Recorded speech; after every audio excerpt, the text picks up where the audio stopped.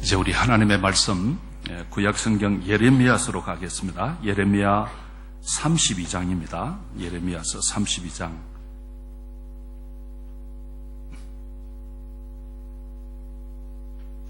우리 6절서부터 15절까지의 말씀입니다. 구약성경 1103페이지에 있습니다. 예레미야서 32장 6절서부터 15절까지의 말씀입니다. 자, 우리 함께 봉독하겠는데요. 교독하십시다. 제가 먼저 봉독하겠습니다. 예레미야가 이르되 여호와의 말씀이 내게 임하였느니라. 이르시기를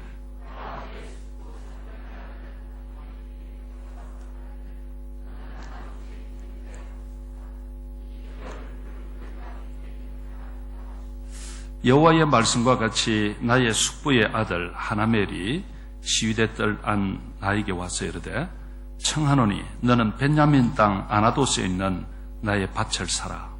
기업의 상속권이 내게 있고 물을 권리가 내게 있으니 너를 위하여 사라 하는지라. 내가 이것이 여호와의 말씀인 줄 알았으므로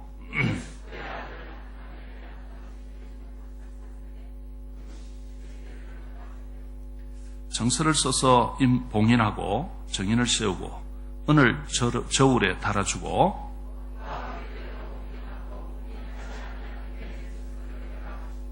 나의 숙부의 아들 하나멜과 매매 정세의 인친 정언 앞과 시위대 뜰에 앉아있는 유다 모든 사람들 앞에서 그 매매 정세를 마세야의 손자 네리야의 아들 바룩에게 붙이며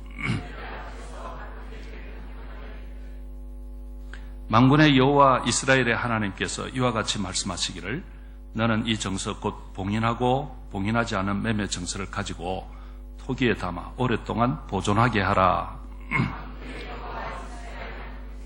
이와 같이 말씀하시니라. 사람이 이 땅에서 집과 밭과 포도원을 다시 사게 되리라 하셨다 하니라. 아멘. 이제 우리 찬양대에서 찬양으로 영광 돌리겠습니다. 자, 오늘 우리 올해의 마지막 주일 예배입니다. 우리 옆 사람들에게 이렇게 한번 인사하실까요? 지난 1년 동안 수고하셨습니다. 한번 인사하십시다. 예, 그렇습니다. 여러분들 지난 1년 동안 애 많이 썼었습니다. 말이 쉬워서 그렇지 남의 나라에 산다는 것이 간단하지 않지 않습니까? 그런데 그런 가운데 우리가 여기까지 나왔는데 첫째는 하나님의 인도요. 또 우리 성도들이 그동안 애 많이 썼었습니다. 또 하나님께서 앞으로도 여러분들 손목을 붙드시고 인도하여 주실 줄 믿습니다. 여러분들이 최근에 한 1, 2년 된 것 같네요. 한국에서 나온 책 가운데 그들은 소리내어 울지 않는다라고 하는 책이 있습니다. 혹시 보신 분들도 계실 거예요. 저는 이 책을 완전히 다 읽지를 못하고 리뷰만 이렇게 봤는데요. 이 책은 한국의 그 5, 60대 어른들의 삶의 애환을 다룬 그런 책입니다. 이 책에서 50대를 이렇게 평을 했습니다. 한번 들어보실래요?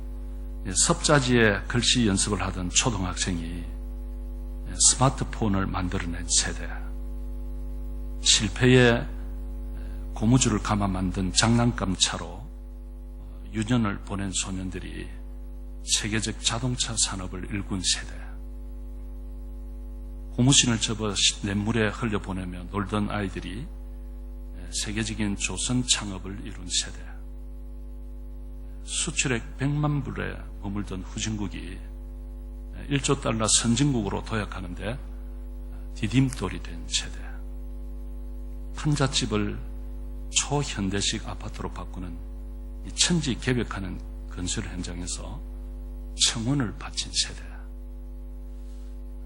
이런 표현이 있더라고요. 정말 이 숨막히는 격동의 시대를 살아온 사람들의 삶을 잘 보여주는 그런 표현이라고 할 수 있습니다. 그런데 이 책에는 이렇게 5, 60대를 이렇게 대단한 세대로 묘사를 하고 나서 마지막에 가서는 이렇게 묘사를 하고 있습니다.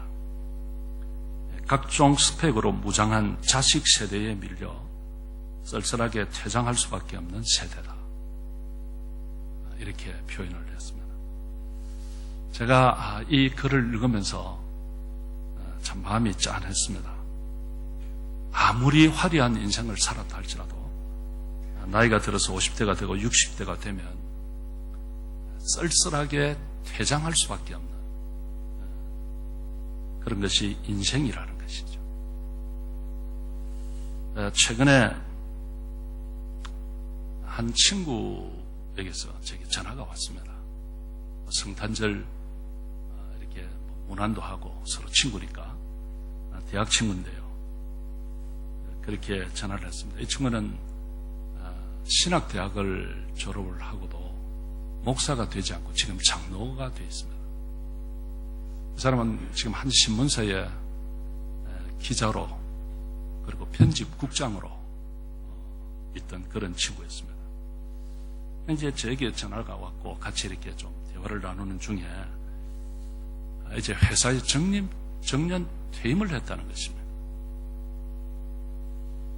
그래서 제가 그럼 잘 됐네. 이제 좀 시간이 있겠네. 한번 여기 와서 시간 좀 보내고 가라고 제가 그렇게 말을 했더니 그가 농담 삼아서 하는 말이 쩐이라고 하는 말을 쓰더라고요. 제가 무슨 말인지는 대충 감을 잡았습니다. 현역 때는 쩐은 있는데 시간이 없고 또 퇴임을 하고 나니까 시간은 있는데 쩐이 없다. 이런 말을 하더라고요. 농담 삼아 한 말이었습니다만은 상당히 왠지 실감이 된 나는 그런 말이었습니다. 여러분 이런 점에서 보면 우리 인생이라고 하는 것이 참으로 참 허전한 것이라고 하는 그런 생각이 드는 것이죠. 나름대로 열심히 일하고 열심히 살았습니다만 적절한 시간이 되면 이렇게 퇴임하고 물러가고 역사의 현장에서 사라지는 것이 인생이라는 것이죠. 그래서 여러분들 우리가 이 땅에서 수고하고 사는 모든 사람들이 참 짧은 생을 살면서 그렇게 서로 미워하고 분노하며 그렇게 살 것이 아니라 서로 불쌍히 여기며 살아야 할 그런 인생들이다 하는 생각이 드는 것이죠. 성도 여러분, 너무 아웅다웅하지 마시고 서로 품고 사랑하고 이해하고 격려하면서 그렇게 살아갈 수 있기를 축복합니다. 자, 여러분, 이 한 해를 마무리하는 올해의 마지막 주일입니다. 제가 어떤 말씀을 전하는 것이 좋을까? 참 고민이 많았습니다. 어떤 말씀이 이 마지막 예배에 우리에게 가장 적합할까? 사실 이 본문 하나 정하는데 시간을 많이 보냈습니다.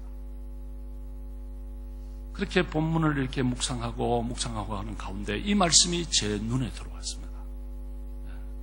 그래서 제가 오늘 이 말씀을 함께 좀 나누려고 하는데요. 지금 한 해를 마무리해야 하는 이 시점, 이제 오늘 주일 예배를 드리고 나면 불과 며칠 남지 않는데요.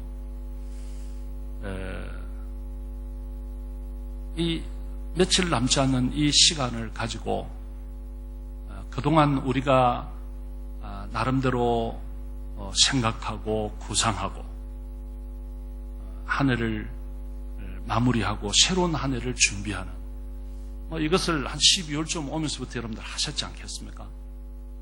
이것을 이제 좀 결론을 짓고 마무리해야 하는 그런 시점에 지금 우리들이 와 있습니다.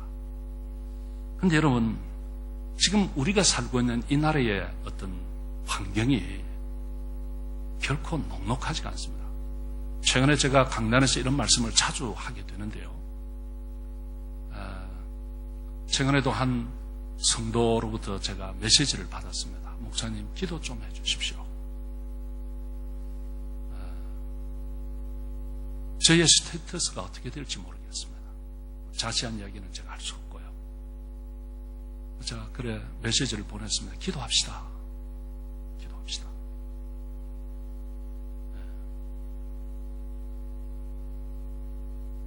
여러분들 좀 더 우리가 이 나라의 환경을 좀 심각하게 보면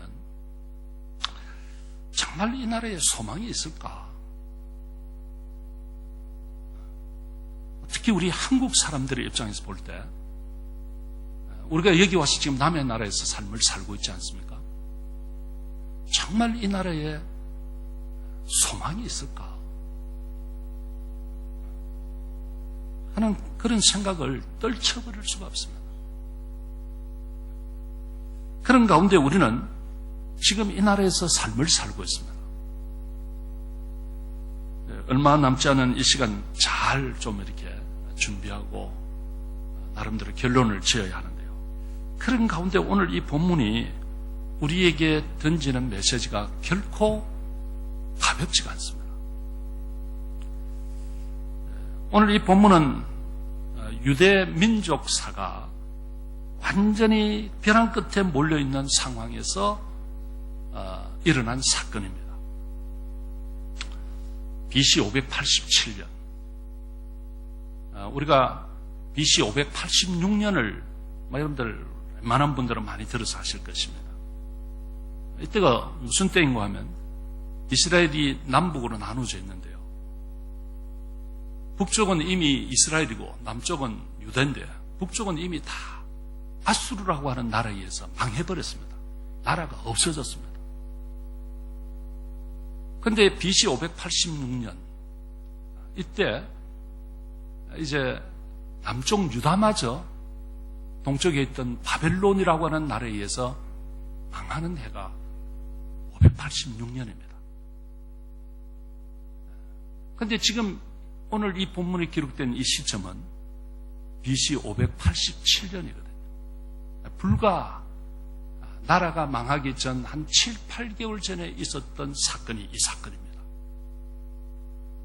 지금 바벨론이 쳐들어왔고 수도 예루살렘을 제외한 대부분의 지역들이 점령이 되었습니다.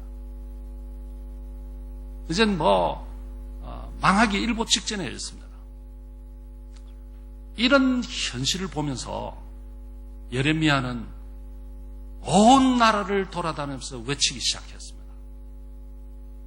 우리가 정신 차리고 하나님 앞에 돌아오지 않으면 우리나라에 소망이 없다.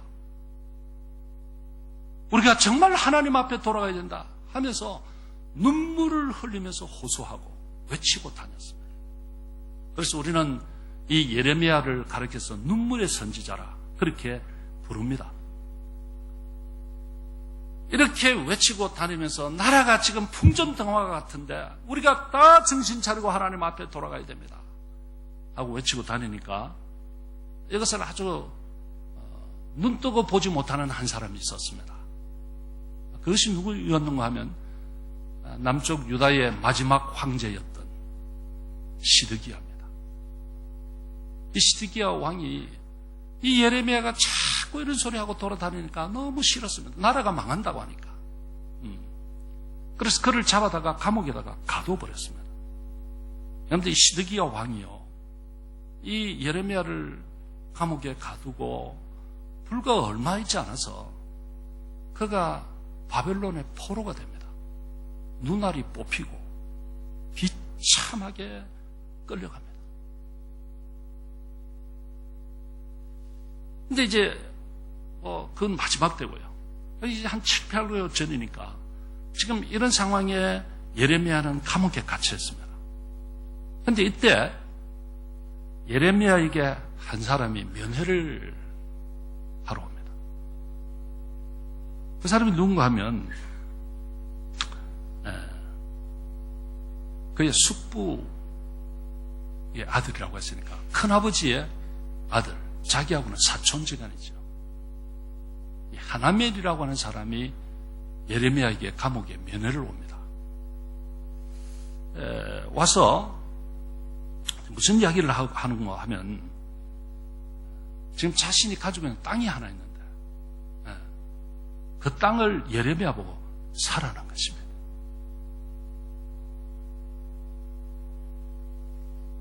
여러분, 지금 이 감옥에 갇혀 있는 사람한테 와서 면회를 온 사람이 이게 할 짓입니까? 세상에 와서 뭐 사식을 좀 넣어준다든지, 감옥 생활이 얼마나 힘드냐는지 격려를 하고 이렇게 해도 시원찮을 텐데, 와서 자기가 가지고 있는 땅을 사라. 예레미야, 너도 지금 힘들겠지만 나도 지금 경제적으로 너무 힘들어. 이 땅을 좀 사달라는 거예요. 근데 여러분, 지금 나라가 풍전등화같이 언제 없어질지도 모르는데 땅을 사서 뭐 하겠습니까? 그 땅이 어디에 쓰이겠습니까?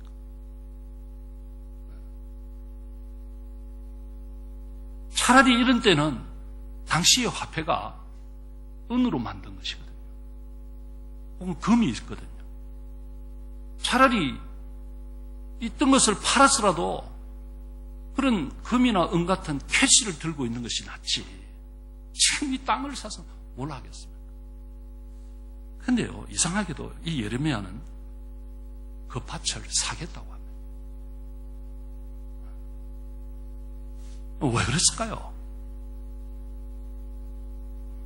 그 이유가 무엇일까요? 지금 이 예레미야도 나라가 지금 망한 나라는 다 알고 있습니다. 근데 이 땅 사서 뭐 하겠어요? 그런데 이 예레미야가 땅을 사겠다고 하는 거예요. 그 이유가 무엇일까요? 그것은 오직 하나, 이것입니다. 그 시대의 예레미야가 이제는 이 유대 백성들에게 소망을 주고자 하는 것이죠. 지금까지는 울면서 나라가 망한다, 정신 차리지 않으면 우리가 다 끝장난다, 이렇게 하고 이제 외치고 다녔는데, 이제는 이제 그 백성들에게 소망을 주고자 하는 것이죠. 지금은 우리의 이 삶이 암담하고 앞날이 보이지 않지만, 그러나 하나님은 영원히 우리를 버리시지 않는다. 하나님은 우리와 함께 하시고 언젠가 우리는 다시 회복될 것이다. 그래서 이 나라가 회복이 되어지면 다시 땅을 사고 파고 하는 매매가 이루어지게 될 것이다. 나는 그때 이 사두었던 이 땅을 다시 팔릴 수도 있을 것이다. 이것을 사실은 보여주고자 하는 것이었어요. 그래서 백성들에게 소망을 주고자 한 것이었습니다.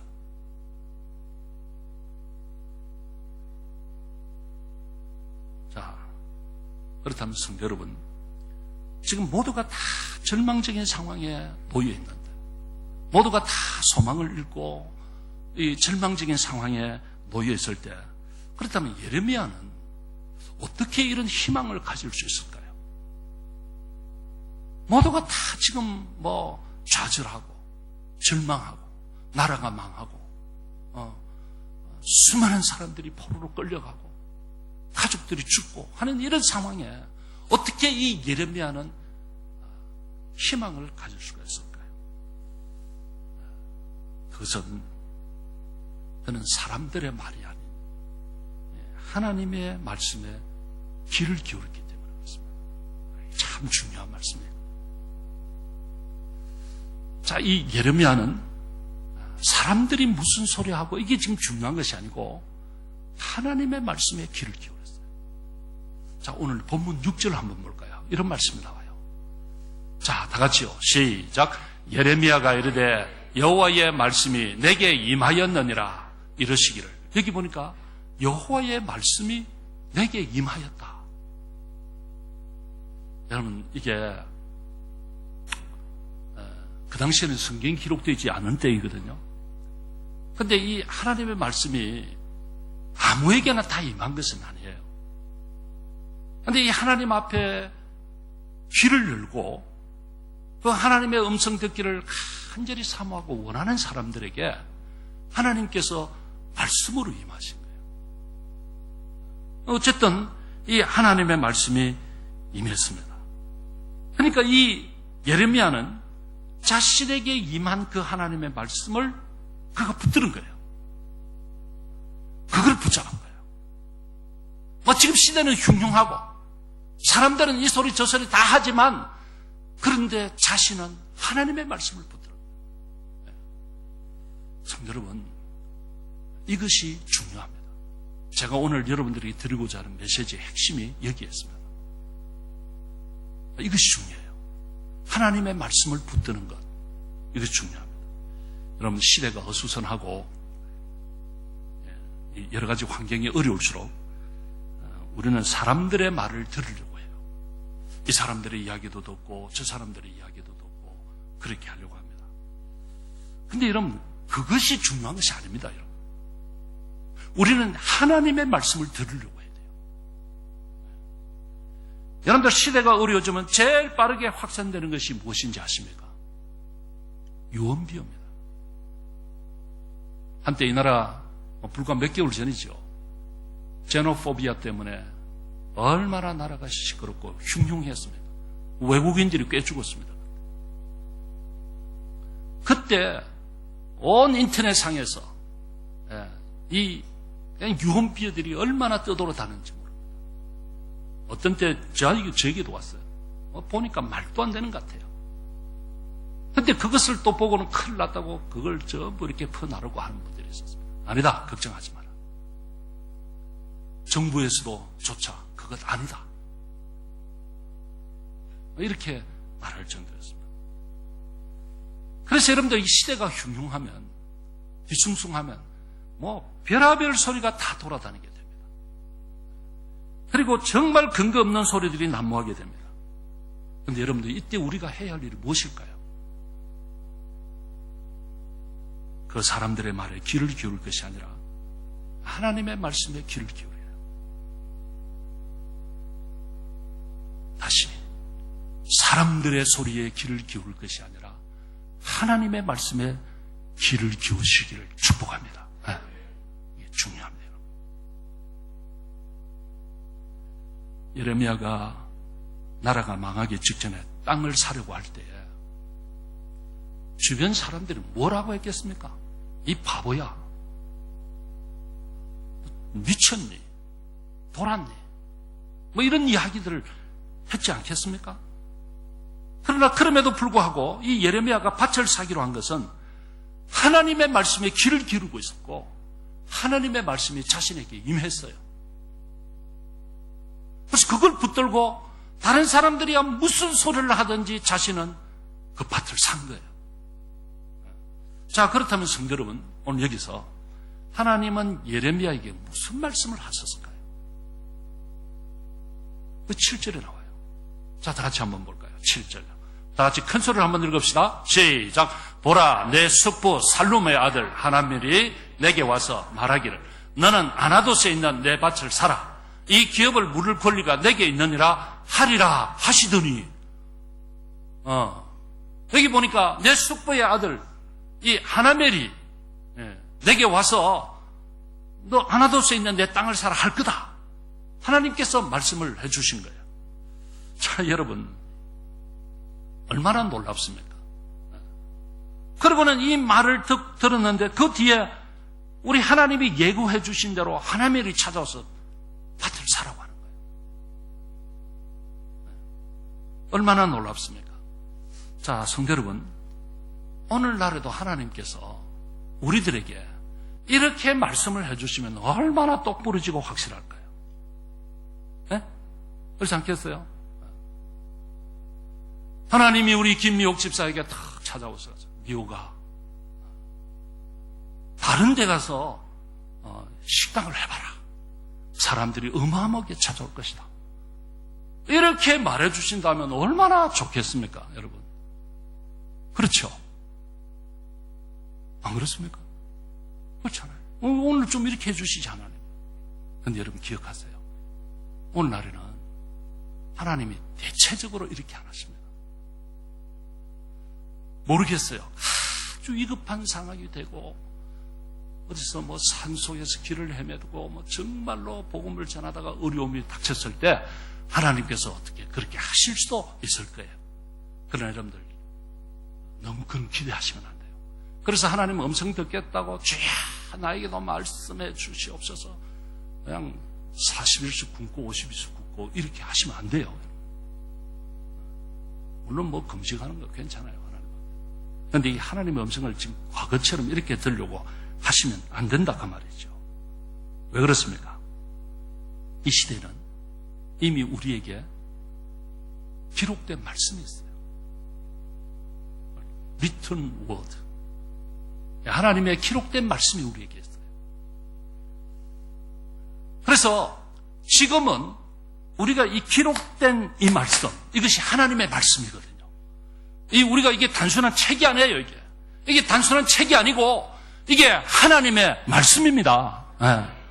그런데 이 하나님의 말씀, 이걸 그냥 성경책 아니에요. 하나님의 말씀이에요. 그런데 이렇게 기록된 이 하나님의 말씀을 우리가 지금 읽으면, 그리고 이 말씀을 묵상하면, 과거에 선지자들이 계시를 받았던 그 말씀, 사도들이 받아서 기록해놨던 그 말씀을 우리가 지금 읽으면 그때 그분들이 받고 깨달았던 것을 지금 우리도 깨달을 수가 있어요.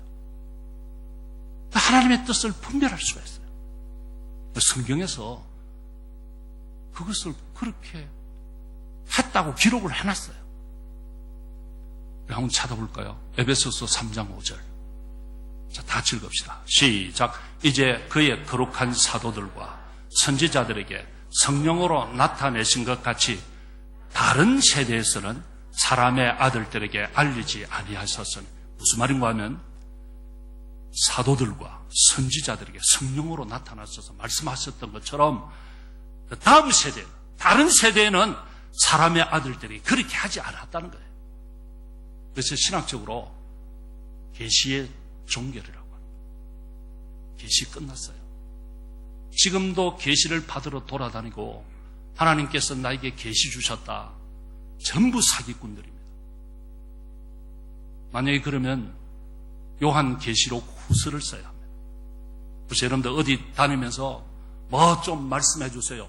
예수 무당들 많습니다, 여러분. 그런데 쫓아다니면 안 돼요. 내가 기도하고 무슨 소리 들었다 그러고 위험해요. 성경에 그렇게 하지 않는다 그랬어요. 과거에 선지자들에게, 사도들에게 성령으로 역사하셔서 주셨던 그와 같은 메시지를 지금은 다음 세대는 주시지 않는다 그랬어요. 그럼 그 이유가 뭘까요? 왜 그렇게 안 하실까요? 그것이 제가 조금 전에 말씀드렸던 내용이 그대로 나와요. 에베소서 3장 3절 4절 한번 볼까요? 이런 말씀이 있어요. 다 같이요. 시작. 곧 계시로 내게 비밀을 알게 하신 것은 내가 먼저 간단히 기록한 것 같아요. 자, 잠깐 보세요. 3절 띄워보세요. 다시 돌리기 힘드신가요? 자, 여기 보면, 자, 사도 바울이 계시로 비밀을 받았습니다. 근데 이 받은 그것을 내가 먼저 간단히 기록했다. 기록해놨다. 사실 이 성경이 전체가 우리는 많게 보이죠. 66권. 근데 하나님이 하시는 이 간단한 거예요.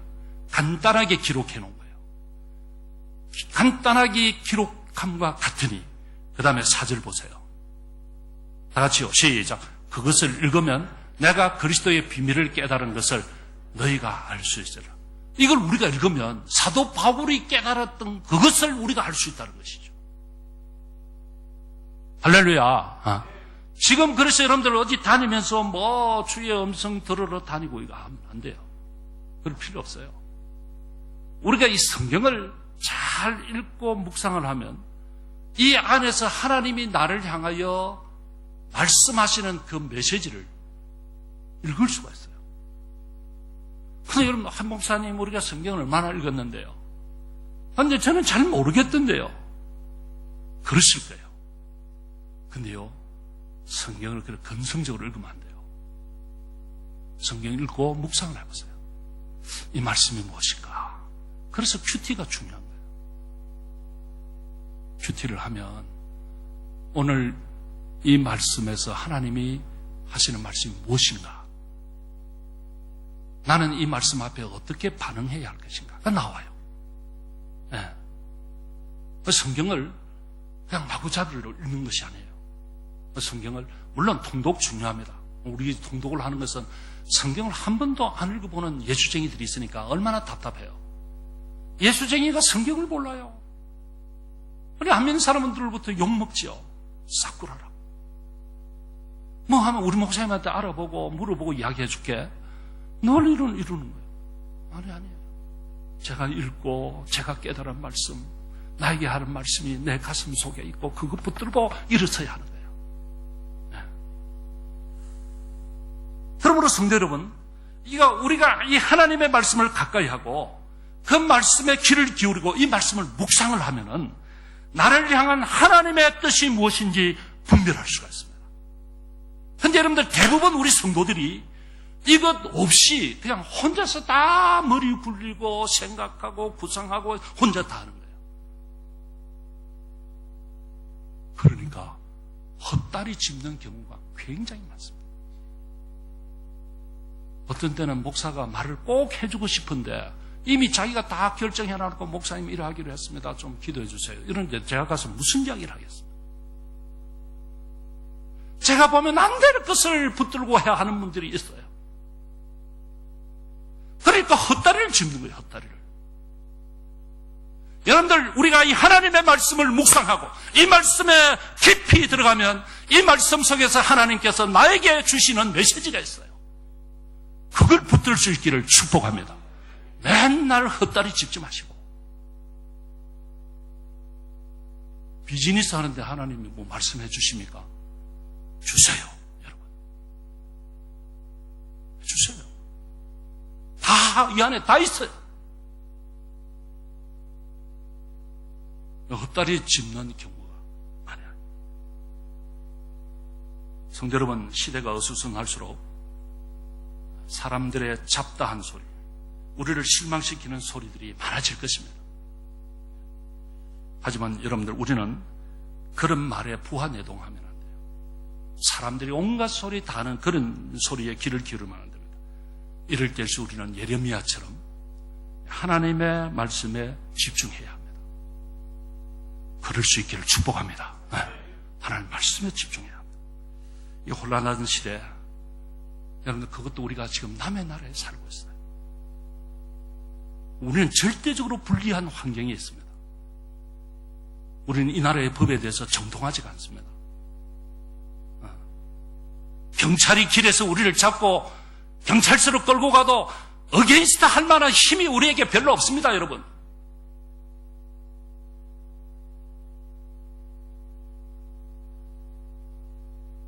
오늘 이런 환경 속에 우리가 지금 삶을 살고 있는데,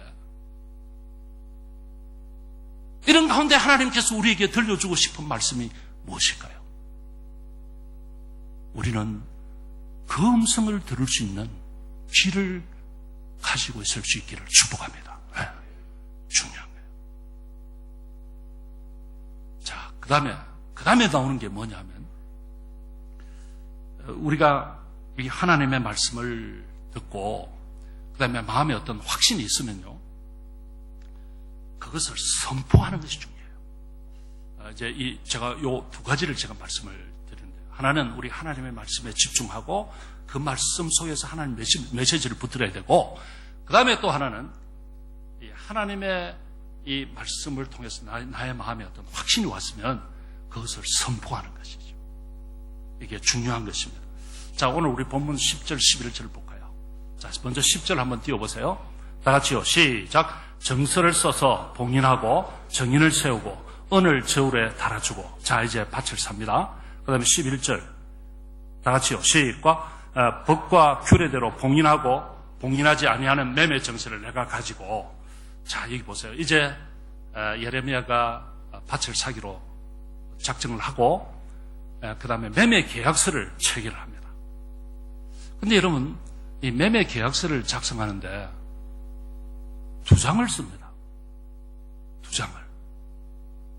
한 장은 써서 시를 했어요. 봉인을 했습니다. 봉인을 하고, 하나는 봉인을 하지 않았어요. 오픈했습니다. 봉인한 것은 영구 보존용입니다. 그 다음에 봉인하지 않은 것은 오픈된 것이 누구도 봐도 좋다. 그것입니다. 그런데 하나는 오픈한 것이죠. 그리고 이제 이 계약서를 쓸 때 이 어디서 지금 쓰는 거 하면 자기는 지금 감옥에 있거든요. 시위대 하면 오늘날로 치면 청와대 경호실 같은 데입니다. 왕을 보좌하고 보필하고 프로텍트하는 그런 어떤 시위대 감옥 안에 있거든요. 그런데 지금 이 하나멜 사촌이 거기 찾아왔단 말이죠. 그런데 거기서 이제 계약서를 작성할 때 밖으로 나와서 뜰에서 해요. 뜰에서. 아마 허락을 받았겠죠. 뜰에서 합니다. 뜰에 보니까 오늘 본문에 사람들이 많이 모여있습니다. 그들이 다 보는 앞에서 사인을 하는 것이죠. 네. 자, 그렇다면 여러분, 왜 이 예레미야가 굳이 이렇게 할까요? 하나님 다 오픈하고 여러 사람들이 보는 앞에서 이렇게 계약을 체결할까요? 그것은 저는 일종의 선포라고 봅니다. 선포예요, 선포. 자기가 하나님으로부터 들은 이 말씀이 너무도 확실하니까 그것을 사람들에게 공개적으로 선포하는 것이죠. 지금 현실은 암담하지만 하나님께서 우리를 그냥 그대로 다 내버려 두시지 않고 언젠가는 우리를 회복시키실 것이다. 그리고 그것을 회복시키고 나면 그때는 정상적인 거래들이 이루어지는 날이 반드시 온다. 이것을 사람들에게 다 보여주는 것이죠. 선포하는 것이죠. 나는 이것을 확실히 믿는다. 당신들은 나를 바보라고 할지 모르겠지만 나는 하나님의 음성을 들었다. 확실히 믿는다. 자, 봐라! 하고는 그들 앞에서 공개적으로 체결하는 것이죠. 매매를. 자, 여러분들 이 선포가요. 성경에 보니까 중요해요. 선포가 중요해요. 자, 여러분들 우리가 구약 성경에 보면 루키스가 있습니다. 루키스에 보면 나오미 그리고 남편 엘리멜렉 이 사람들이 이 가정이 모압으로 이민을 갔습니다. 그런데 여러분들 사실은 모압으로 가면 안 돼요. 왜 안 되는가 하면 이미 모세 때부터 이 모압은 영원히 하나님의 총회에 어셈블리에 들어올 수 없다. 못을 박아놨어요. 왜냐하면 그들이 애굽에서 나와서 가나안 행군을 할 때 철저하게 방해했던 족속이 모압 족속이었습니다. 그래서 모압은 절대로 하나님의 총회에 들어와서는 안 된다. 그러니까 모압은 상대하지 말라는 거예요. 그런데 지금 예루살렘에 이스라엘 베들레헴에 흉년이 들었습니다. 가물어서 먹을 것이 없습니다. 급한 나머지 이 가족이 어디로 갔는가 하면 모압으로 간 거예요. 여러분들 이렇게 하면 안 되거든요. 여러분들 우리가 아무리 어려워도 이것이 하나님의 뜻인가, 하나님이 기뻐하실 일인가, 하나님이 원하지 않는 장사하면 안 돼요. 또 이 하나님이 기뻐하지 않는 그런 비즈니스 생각하면 안 돼요.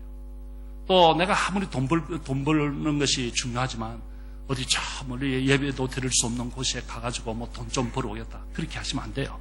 우리 믿는 성도들은요, 그렇게 하면 안 돼요. 그래서 우리 교회 모토가 뭐냐면 하나님 중심. 우리의 모든 삶을 하나님 중심. 두 번째는 성경 중심. 세 번째는 교회 중심이에요. 이 신앙생활을 그렇게 해야 돼요. 마음대로 하면 안 돼요. 그래서 여러분들 이 교회가 얼마나 중요한지 몰라요. 그런데 이 사람들은 떠났어요. 이민생활 10년 만에 쫄딱 망했습니다. 남편 죽고 두 아들 다 죽고요. 아무것도 끈진 것 없이 이제 가자 하고 이제 돌아옵니다. 돌아올 때 이제 여자 셋만 남았잖아요. 예. 나오미도 과부가 됐고 그 두 며느리도 과부가 됐습니다. 돌아가라. 너희들 돌아가라. 너희들은 여기서 이렇게 가정을 이루어라. 그런데 따라옵니다. 그런데 돌아가고 했고 한 사람 룻이 따라온 것이죠. 그렇게 해서 이들이 베들레헴에 왔습니다. 고향으로 돌아왔어요. 돌아왔더니 10년 만에 이민 생활을 실패하고 쫄딱 망해서 고향에 돌아왔는데 참 여러분들 우리가 이 해외 생활하다가 한국에 돌아가면 금이환영해야 되잖아요. 아이고 그래도 외국에서 성공하고 왔네. 이러면 얼마나 좋겠어요. 그런데 쫄딱 망하고 왔습니다. 그래도 그 동네에 고향 사람들이 나와서 웰컴합니다. 환영. 아이고 나오미가 왔다고 너무 좋아합니다. 아이고 어떻게 살았냐 하고 이렇게 좋아하는데요. 이때 나오미가 하는 말이 무엇인가? 나를 더 이상 나오미라 하지 마라. 나오미라고 하는 이 말의 히브리 뜻이 뭐냐면요. 나의 기쁨, 나의 즐거움이라는 뜻이에요. 나오미라는 말이에요. 그런 사람들이 이제는 더 이상 나를 나오미라고 하지 말고 나를 마라라고 해라. 마라라고 하는 말은 쓰다는 뜻이에요. 쓰다. 이스라엘 백성들이 애굽에서 나와서 광야길을 가다가 마라에 도착할 때 물을 만났습니다. 먹으려고 봤더니 물이 써서 먹을 수가 없었어요. 그래서 그 이름을 마라라고 지은 거예요. 쓴맛을 보았다는 말이죠. 이제는 나를 나옴이라고 하지 말고 마라라고 해라. 내가 쓴맛을 보았다. 그렇게 합니다. 근데 그런 와중에 이 나옴이 입에서 나오는 말이 있어요. 자, 루키스 1장 20절입니까? 한번 볼까요? 예, 루키스 1장 20절 한번 보십시다. 다 같이요. 시작. 나오미가 그들에게 이르되 나를 나오미라 부르지 말고 나를 마라라 부르라. 이는 전능자가 나를 심히 괴롭게 하였음이니라. 여기 보니까 나를 마라라고 해라 이제. 그 이유가 뭔가 하면 전능자가 나를 심히 괴롭게 했다. 전능하신 하나님이란 말이에요. 이게 여러분들 우리가 흔히 말하는 엘샤다입니다. 전능하신 하나님. 이 전능하신 하나님이 자신을 쳤다는 것이죠. 하나님을 떠나고 예루살렘 베들레헴을 떠났더니 하나님께서 자신을 쳤다는 것이죠. 그걸 깨달았어요. 그런데 여기에 쓰는 말이 엘사다이, 사다이 하나님을 써요. 전능하신 하나님. 21절 한번 볼까요? 이런 말씀이 나와요. 다 같이 읽을까요? 시작. 내가 풍족하게 나갔더니 여호와께서 내게 비어 돌아오게 하셨느니라. 여호와께서 나를 징벌하셨고 전능자가 나를 괴롭게 하셨거늘 너희가 어찌 나를 나옴이라 부르느냐 하시니라. 자, 이게 보니까 여기도 전능자가 나옵니다. 엘사다이, 전능하신 하나님. 저는 이 말씀을 묵상을 하다가 이 말이 눈에 들어왔어요. 지금 다 쫄딱 망해서 돌아왔는데 여기에 전능하신 하나님을 왜 쓸까? 이런 것이죠. 지금 나는 쫄딱 망하고 하나님 말씀을 떠나고 내가 이방에 갔더니 하나님께서 나를 치셨다. 이걸 깨달은 것이죠. 하나님이 이 간섭하신 것이다. 내가 이제 다시 돌아왔으니 이제 전능하신 그 하나님이 나의 삶을 인도하실 것이다. 요거예요. 선포인 것이죠. 여러분, 이 나오미는 고향으로 돌아오긴 했습니다만은 달라진 것은 아무것도 없습니다. 어려운 사정은 마찬가지입니다. 여러분들 우리들에게도 이런 경험이 있지 않습니까? 우리가 열심히 주일 예배 나오고 새벽 기도에도 나오고 그래서 은혜 받고 봉사도 하는데 사실 집에 돌아가서 정신 차리고 보면 달라진 것이 아무것도 없어요. 네. 교회 와서 열심히 예배하고 찬양하고 새벽에 나와서 기도하고 네. 은혜 받고 주여 하고 이제 집에 돌아갔는데 집에 돌아서 정신 차리고 보면 똑같아. 달라진 것이 아무것도 없어. 나오미의 입장이 그런 것이죠. 이제 새로운 각오를 가지고 내가 하나님을 떠나서 그랬구나. 이제 돌아가자. 하나님 앞으로 돌아갑니다 하고 돌아왔지만 달라진 것은 아무것도 없습니다. 여전히 끼니가 걱정이 되고 생계가 걱정이 되는 것이죠. 그런데 이런 상황 속에서 나오미가 선포한 것이 엘사다이, 전능하신 하나님. 그 하나님을 전능하신 분이라고 선포하는 것입니다. 그러니까 그 전능하신 하나님이 자신의 삶을 이제 위대하게 만들어 가실 것이다. 이 전능하신 하나님이 나의 손목을 붙들고 만들어 가실 것이다. 선포하는 것입니다. 그런데 여러분, 우리가 잘 아는 바와 같이 이렇게 전능하신 하나님을 선포하고 돌아온 이 나오미가 어떻게 됩니까? 나중에 보아스를 만납니다. 물론 이 보아스가 자기의 뭐랄까요, 사위 같은 그런 존재가 되는 것이죠. 룻이 보아스를 만나게 되고 아주 보아스는 부자였습니다. 그리고는 나중에 이 나오미가 위대한 다윗 왕의 정조모가 됩니다.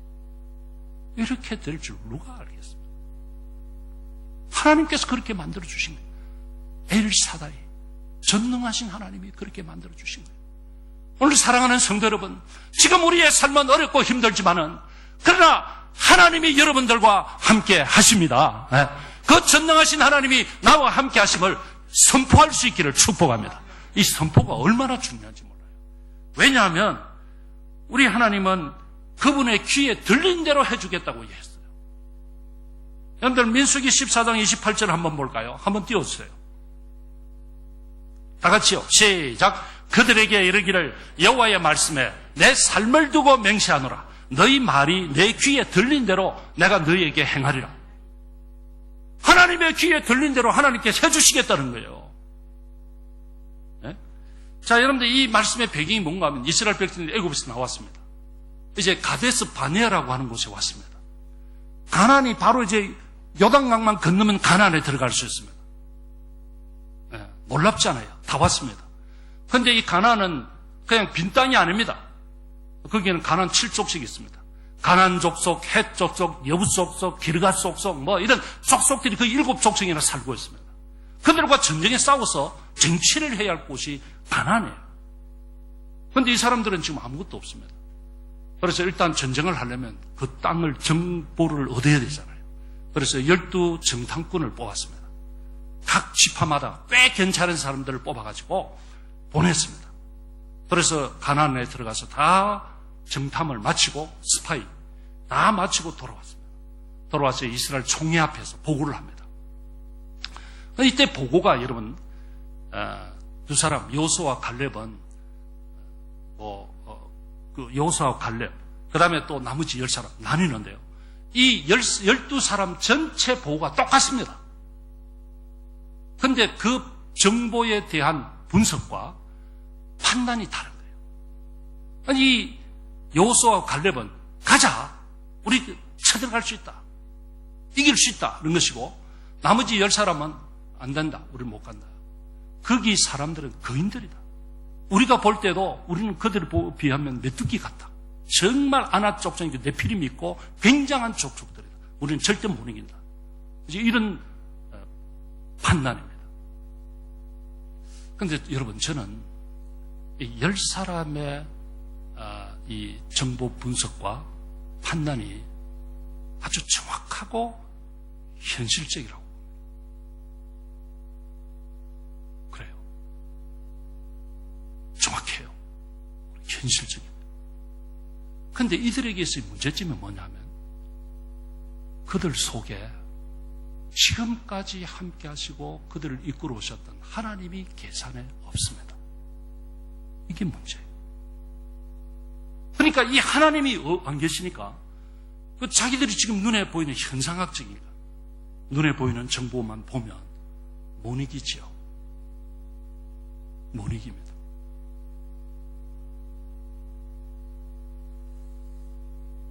그래서 그들이 그만 원망하고 불평하기 시작했습니다. 이런 사람들이 다수였거든요. 이 절대 다수란 말이죠. 그래서 이 소리를 들은 이 이스라엘 총회가 밤새도록 통곡했다고 그랬어요. 밤새도록 울고 통곡하고 이젠 다 죽었다 우리. 그런 일이 벌어진 거예요. 그런데 그러면서 모세와 아론을 원망했습니다. 불평했습니다. 우리를 죽이려고 여기까지 데려왔냐. 그런데 여러분 이 원망과 불평이 한 번, 두 번이 아니었어요. 계속 했었습니다. 지금까지. 그런데 이번에는 좀 다른 것이 뭔가 하면 차라리 우리가 애굽에서 죽었으면 좋았을 뻔했다. 차라리 우리가 이 광야에서 죽는 것이 낫겠다. 거기에 들어가 전쟁에서 다 우리 가족이 죽을 바야. 이런 소리 하는 거예요. 이런 소리에 대해서 우리 하나님께서 하신 말씀이 무엇인가 하면 오냐 죽고 싶냐. 너희들이 내 귀에 들린 대로 내가 다 해주겠다. 그래서 그들이 그때부터 광야에서 다 죽었습니다. 여러분 우리는 이 삶을 볼 때 이 현상적인 것만 보지 마세요. 우리는 저 밖에 있는 하나님 없는 사람들하고 다른 사람들이에요. 우리의 삶 속에는 전능하신 하나님이 함께 계십니다. 우리 여러분들의 이 삶의 계산에 하나님을 넣지 않으면 아무것도 할 수 없어요. 여러분들 우리 교회가 꽤 아름답죠. 세계에서 그래도 괜찮은 교회입니다. 이 프로퍼티만 보면. 근데 여러분 만약에 우리가요 현실만 보고 주판만 튕겼으면 오늘 이 교회 없습니다. 여러분 아세요? 없습니다. 우리가 이 교회를 시작할 때 돈이 있어 시작한 거 아닙니다. 그냥 하나님께서 하나님이 살아계심을 보고 그냥 온 거예요. 그랬더니 중간중간의 과정에 제가 포츠스럼 대학 연구실에 있는데 돈 떨어지다고 전화가 뭐 어떻습니까? 보따리 싸들고 다시 올라와서 공부하다가 올라와서 또 이렇게 또 해결하고 뭐 이러고 우리 여기까지 왔어요.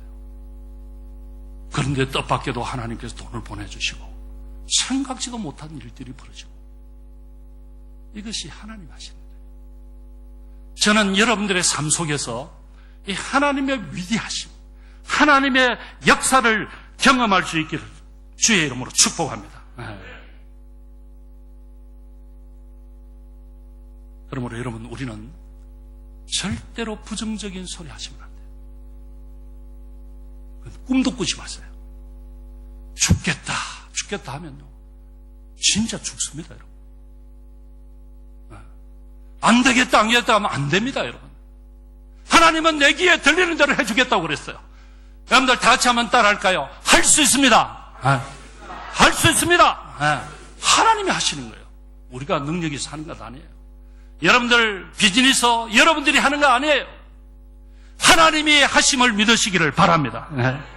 지금 예레미야는 수많은 사람들 앞에서 공개적으로 하나님이 하신다는 것을 선포하는 거예요. 성도 여러분, 우리의 삶도 결코 녹록하지 않습니다. 전능하신 하나님이 함께 하시면 여러 가지 어려운 환경들이 있지만 그러나 할 수 있다고 저는 믿습니다. 하나님이 하시는 거예요. 하나님.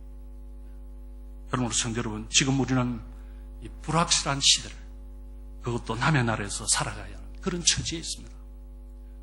하지만 우리가 소망을 가지는 것은 이 엘사다이, 전능하신 하나님이 함께 계시기 때문입니다. 자, 이제 제가 그렇다면 마지막으로 우리도 한번 선포했으면 좋겠어요. 자, 여러분 성경을 드세요. 높이 드세요. 성경을 다 높이 드세요. 높이 드세요. 성경 없는 사람이 있습니까? 높이 드세요. 자, 그럼 큰 소리로 외칩시다. 전능하신 하나님이 나와 함께 하십니다. 큰 소리로 합시다. 큰 소리로. 전능하신 하나님이 함께 하십니다. 할렐루야! 하나님이 함께 하십니다. 그래서 정말 이 연말에 절대 기죽지 마시고, 하나님이 나와 함께 하시고 하나님은 내 편이시다. 그리고 내년에 이 전능하신 하나님, 함께 하시는 그 하나님 붙들고 내년에 진짜 대박 터뜨리시기를 주의 이름으로 축복합니다.